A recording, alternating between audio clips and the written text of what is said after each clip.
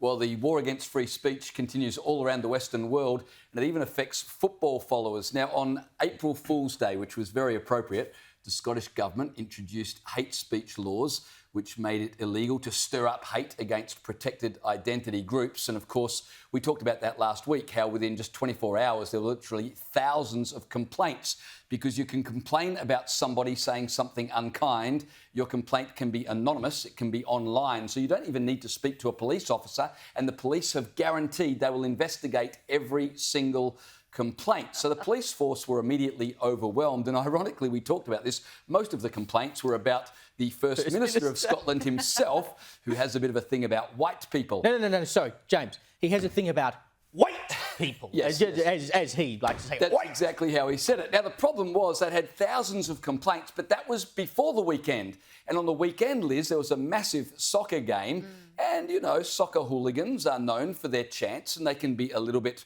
racial at times. And this was the comedy of these laws, is that lawyers were warning and police confirmed that not only could people at the stadium complain about hate speech from other supporters, but get this, people watching the game in the comfort of their lounge room at home, listening to the chants on TV, they could ring up police and they could report a hate crime coming through the television set into their lounge room.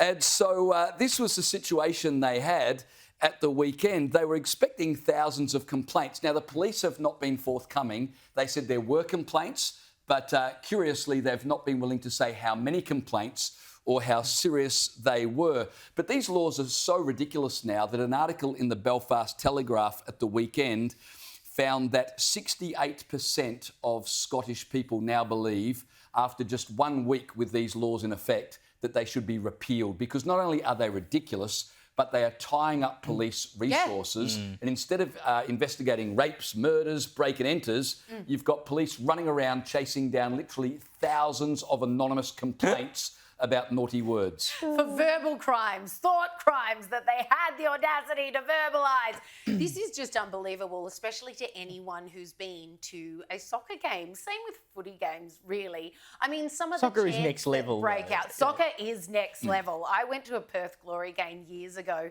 and I can't repeat the chants because they were so illicit. But I did go to a soccer game at the Arsenal Stadium. I was in the UK and they were playing Tottenham.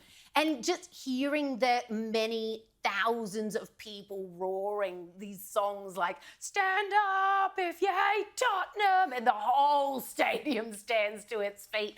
But they were chanting hate all evening, and everyone was having a great time because obviously it was their home ground.